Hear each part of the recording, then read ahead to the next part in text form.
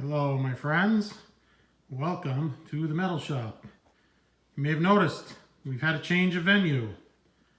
Moved the Cobra into the main garage here attached to the house. Did this for several reasons. Number one, light. This garage has power and much better light in here.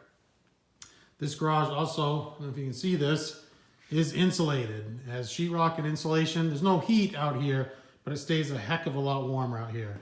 I want to be able to work on the car through the winter, so it just made sense. And you've seen the other videos. My workbench is in this garage. All of my tools are in this garage. So yeah, just made sense. I picked up this table. They were throwing it away at place close to where I work. I picked that up, just fit in the Explorer here. Got the snowblower up here. Nice heavy duty table that I could, brought the parts over that I thought that I was going to work on first thing. So what have I been up to? Sorry I didn't film the action here, but last video I did the gauges. I drilled the gauges out from the dash and got the dashboard fitted up here like so. And I was just walking through here one night and I looked at something and I was like, over here, I'm like, oh, the gauges are just going to clear this brace here, this, part of the frame. And I go to look over here and bam, the frame is right behind these gauges. It blocked off this gauge, it blocked off this gauge, it blocked off this light here. So I brought it to my friends who work for the large municipal department there, and they did this for me. Basically, we cut, this used to go like here. It was a continuous piece. So we cut it, moved it back, and cutting it took away a bunch of material. So it necessitated we put some spacers in here, which actually worked out nice because we blocked the holes that were left in the square stock here. Moved it back, got it welded really nice. I did have to also ease this bracket here just a little bit. Luckily, this is for the tachometer. It's electronic tach, so it's very shallow, so it will fit in here. And I'm not even kidding you, the plug for it hit this bracket. If the plug was anywhere on that thing other than roughly 9 o'clock, it wouldn't have hit this stupid bracket, but such is my luck. So got this done. I'm super happy with how that came out. And what I worked on today is making this thing steer. So I'm pretty happy about that. And there really wasn't, I bought a kit for the Mustang 2, and it came with the universals. It came with the universal that mounts up to the Mustang 2 steering box. It came with a 1-inch to 3/4 inch double D universal. It also came with a 3/4 to 3/4 double D universal, and it came with, I don't even know what you call that. It's something that you mount to the double D stock here to bolt it to the sidewall if you want to. So, but basically, that was just a lot of monkey screwing around, back and forth. I figured out that I could not get the shaft in without disconnecting the steering wheel and sliding it back out of the way.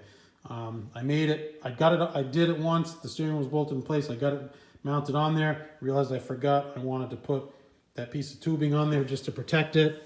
Because it is rubbing up against the oil cooler lines. And what I'm going to do is I'm going to zip tie or do something creative to just hold these lines back out of the way so that they're not touching the steering shaft. And this one does not touch.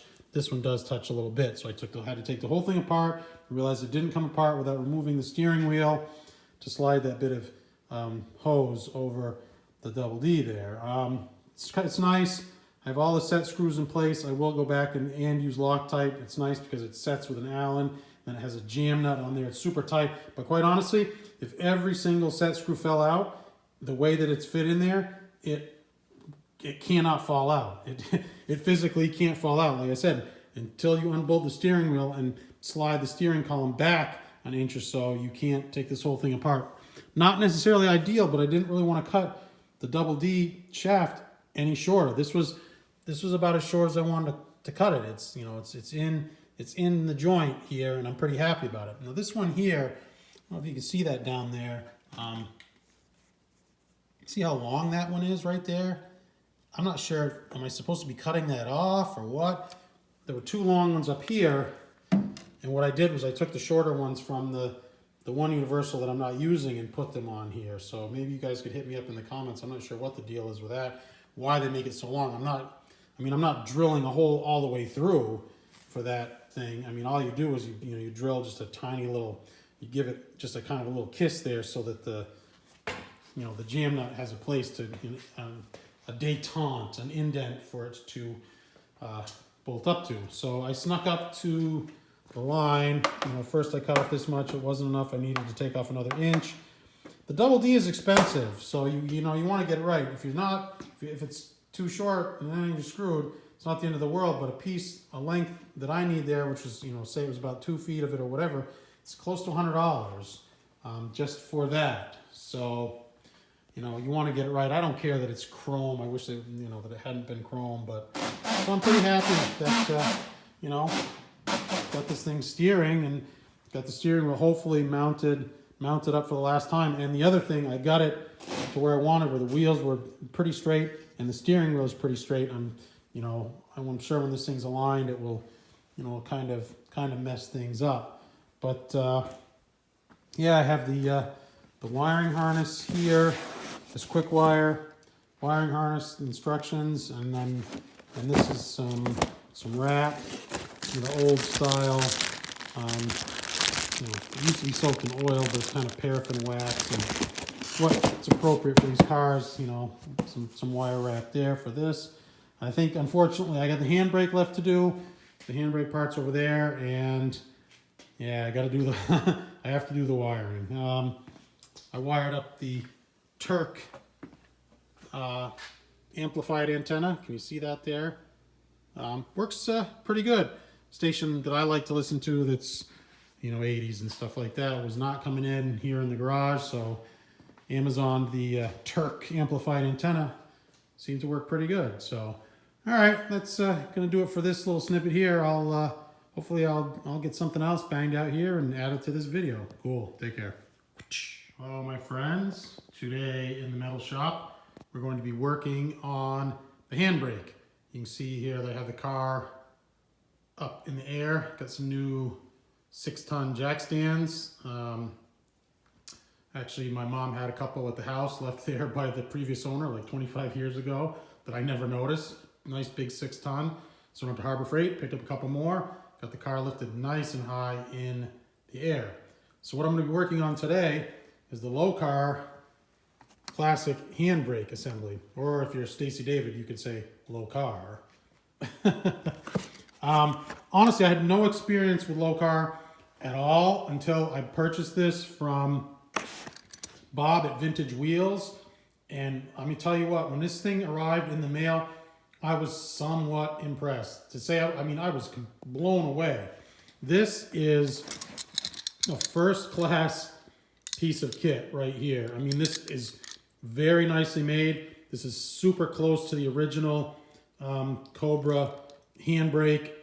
The button is a little bit different, but these mounting brackets, everything is really nice, first class. So I did go out and buy a set of their cables as well, because I didn't like the cheap generic cables that came on the car. There's the hardware kit from the cables.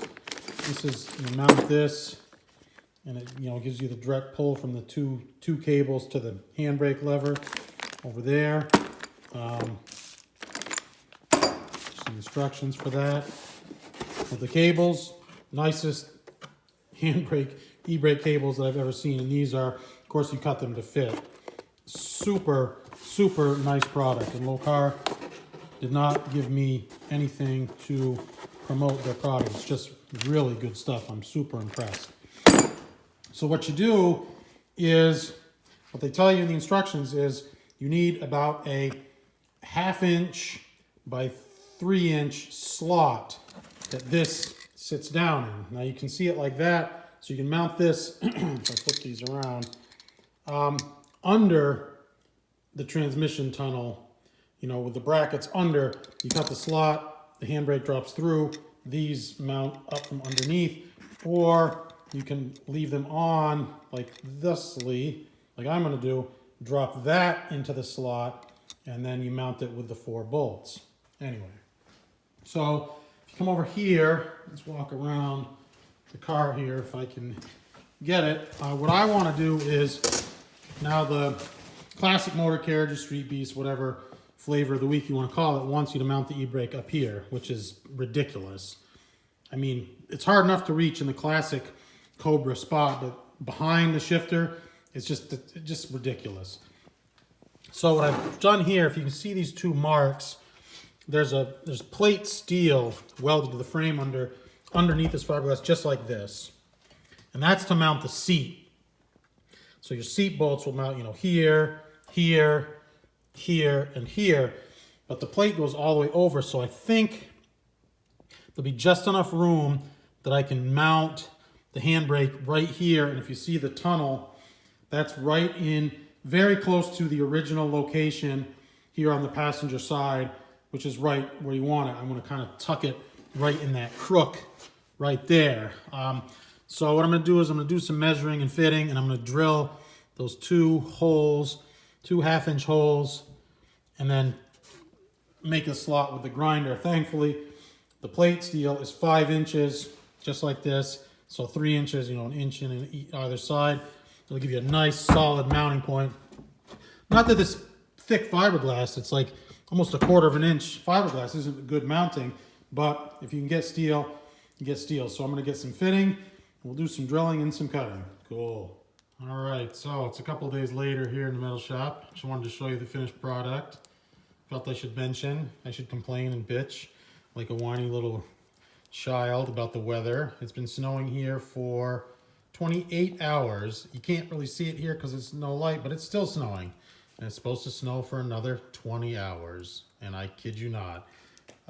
Got about 15 inches or so and counting. Luckily, it's going to be a lot lighter for the next 20 hours of this storm. So only 3 or 4 more inches to add on top of that. I hate winter. I absolutely hate it. Anyway, so I wanted to show you the finished product there. The handbrake. Couldn't put it as close to the tunnel here, the transmission tunnel, as I wanted. There is a cross member, like a, you know, a 2 inch by 3 inch or 4 inch tubing, piece of, you know, square tubing there, part of the frame, right in the way. So I did exactly what I said I was going to do, and that's I drilled, and like the directions said, is I drilled a 1/2 inch hole and a 1/2 inch hole, about 3.5 inches apart, and then I cut it out with a grinder, and it got into the metal panel here. There's a metal panel, 5-inch panel here that you mount the seat to. So I knew I was going to get into that. But anyway, so this bolt here is threaded into that piece of square tubing, part of the frame, as is this one. This one just goes through the fiberglass. So it's just got, you know, a washer and a nut on the other side. This one just has a nut and washer on the other side, but it goes through that 5-inch flat stock that you mount the seat on. I could have also threaded that, but I chose not to. There is room underneath. And let's see. Works great. Now I still have to route the cabling and do everything else, but I think it's going to work the trick. Next project is I'm going to mount the this here. This is the brace for the dash, and it will mount thusly, just like mimicking the look of the originals. And I also picked up a glove box, so that will be from Finish Line Cobra parts. That will be one of the next projects, but I just wanted to close this out, and yeah, so it's all good. As always, my friends, I appreciate your support. Thank you so much for watching. Please give me a like, please subscribe, and share my videos. All right, my friends, take care. Bye-bye. Cobra.